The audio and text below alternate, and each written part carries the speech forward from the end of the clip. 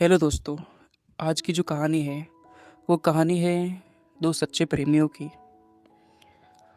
उनका प्यार काफ़ी सच्चा होता है और 8 सालों तक उनकी रिलेशनशिप रहती है। मगर एक दिन ऐसा आता है कि उन दोनों को अलग होना पड़ता है।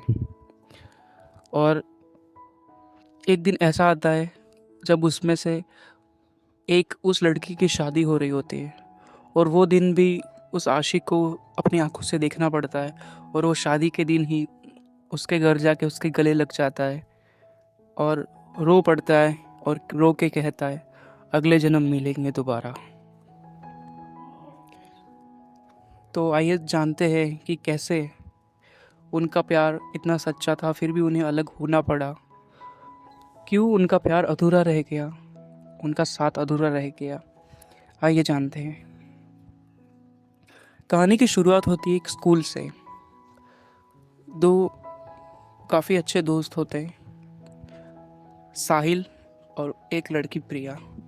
स्कूल में वो गांव के स्कूलों में पढ़ रहे होते हैं। प्रिया दूसरे गांव में रहती है मगर वो साहिल के गांव में पढ़ने आती है, क्योंकि प्रिया के गांव में ज़्यादा 10th तक की स्कूल होती है। उसके बाद वो पढ़ने के लिए साहिल के गांव में आती है और साहिल और प्रिया की दोस्ती वहीं से होती है।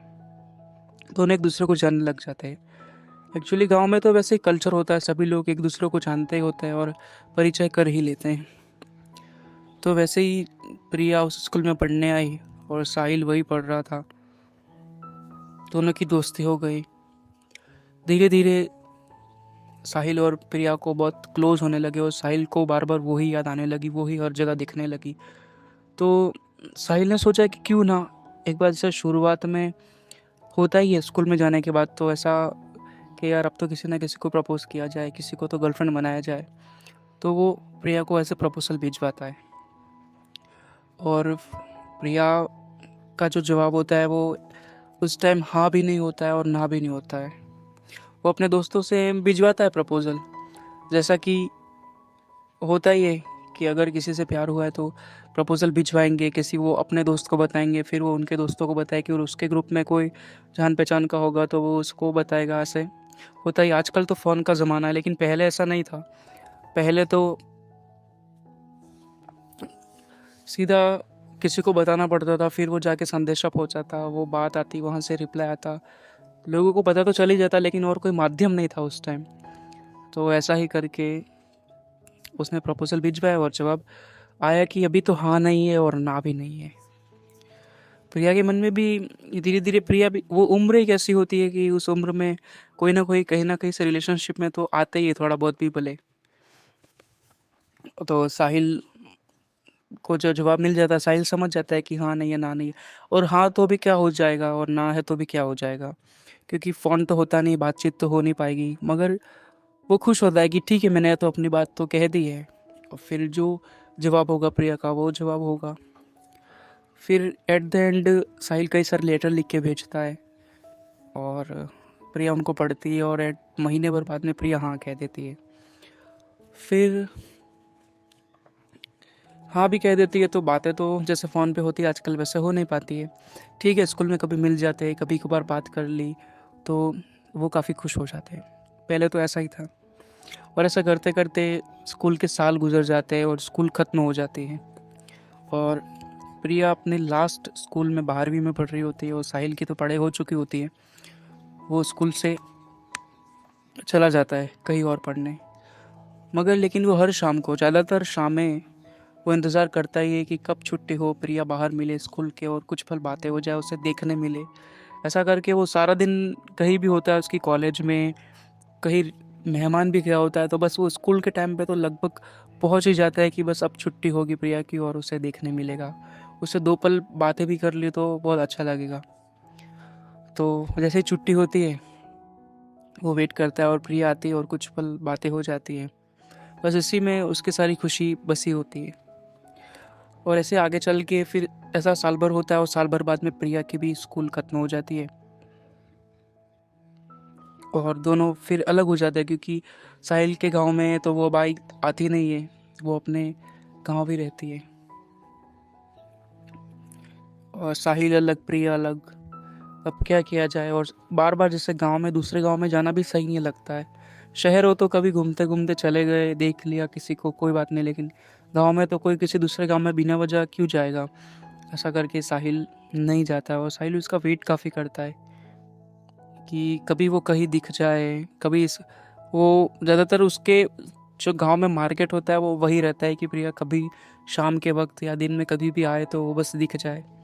अपने दोस्तों से भी, वो उसकी सहेलियों से भी बातचीत करता है, संदेशा पहुंचवाता है कि कभी फ़ोन हो तो मुझे फ़ोन करे या अब मैसेज करे, किसी के साथ कोई मैसेज भिजवाए। फिर काफ़ी टाइम ऐसे ही बीतता है, लेकिन वो मिल नहीं पाते, लेकिन यादों में ही जीते वो। और एट द एंड एक दिन प्रिया अपना मोबाइल ले आती है, और प्रिया मोबाइल ले आती है, फिर वो साहिल को कॉल करती है और धीरे धीरे उनकी बातचीत शुरू होती है। फिर उनका फिर से जी में जीव आ जाता है और वो काफ़ी खुश हो जाते हैं, और काफ़ी दिनों तक बातचीत चलती है। ऐसा करते करते उनकी रिलेशनशिप को 3-4 साल हो जाते हैं। लेकिन बस बात ही होती है ना कि उन दोनों की कास्ट अलग होती है, तो शादी तो उनकी हो नहीं पाती है। इसी वजह से शायद उनकी शादी नहीं हो पाई, क्योंकि ऐसा होना पॉसिबल ही नहीं है आजकल तो। गांव साइड में और ऐसे सोसाइटी में बिल्कुल बहुत सी जगह ऐसा होता है गांव साइड में ज़्यादातर तो, कि पॉसिबल ही नहीं हो पाता है। लेकिन फिर भी वो सोचते हैं कि चलो जितना टाइम हम बात करें, जितने टाइम साथ है उतना टाइम तो हम साथ हैं। ऐसा करके वो बातें करते हैं।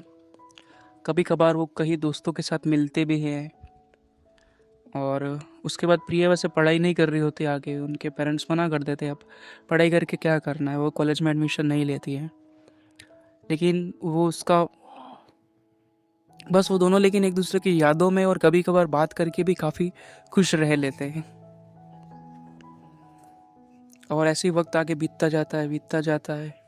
और एक टाइम आता है जब प्रिया की सगाई सगाई आती है, और घर वालों ने फाइनल कर लिया होता है, तो प्रिया भी मना नहीं कर पाती है। लेकिन फिर भी प्रिया के दिल में तो साहिल ही होता है, और वो साहिल से कभी कभार बातें करती ही रहती है। उसको सब बताती है कि मेरी अब तो सगाई हो गई है, अब मैं क्या करूँ। तो साहिल कहते हैं कि कोई बात नहीं, सगाई हो गई है तो कोई बात नहीं, करनी तो होगी ही कहीं ना कहीं तो। दुख तो होता ही है, लेकिन धीरे धीरे वो अपना समय, जितना समय हो सके बात करते हैं, वो समय निकाल लेते हैं। फिर आगे चल के आखिरकार फिर वो दिन आ ही जाता है कि जब प्रिया की शादी होने ही वाली होती है। जब कार्ड छप रहे होते हैं, जब खबरें आती है कि प्रिया की शादी अगले महीने में है, दिवाली के बाद है, उससे काफ़ी साहिल को बहुत बुरा लगता है। लेकिन साहिल कर भी क्या सकता है, वो काफ़ी बहुत दुखी होता है। और फिर भी वो अपना दिल कठोर रख के कहता है कि चलो कोई बात नहीं, जो हुआ जो हो मेरी किस्मत। और फिर एट द एंड वो शादी का दिन आ ही जाता है। और शादी के दिन बस वो प्रिया से कॉल करके कहता है कि उससे कुछ दिन पहले कि बस मैं एक बार तुमसे मिलना चाहता हूँ, एक बार मुझे कहीं मिल जाओ। और शादी के दिनों में तो ऐसा होता है कि घर के बाहर कहीं जा ही नहीं सकते, तो ऐसे ही मिलने के लिए एक बार जब उनके घर पर कोई नहीं होता, सभी कई रिश्तेदारों के घर गए होते, और प्रिया अपने ही घर रहती है, तब वो साहिल को बुला लेती है। और वो शादी के एक ही दिन पहले साहिल उसके घर जाता है और प्रिया के गले लग के रो देता है। और रो के फिर वो कहता है कि हम अगले जन्म मिलेंगे दोबारा। जितना हमने प्यार किया है, जितना हम साथ रहे, जो पल साथ बिताए, नहीं भी मिले तो हमने यादों में जितना एक दूसरे को अपना माना है, और जितना हमें हमेशा मेरे दिल में तुम ही रहोगी, भले बात हो या नहीं हो, जो भी हो। और इस जन्म में नहीं सही तो अगले जन्म में तो हम ज़रूर मिलेंगे। ऐसा करके साहिल रो देता है, और यही हमारी कहानी ख़त्म हो जाती है। ठीक है दोस्तों, आई होप आपको ये कहानी अच्छी लगी होगी। मिलते हैं अब ऐसी ही दूसरी कहानी में।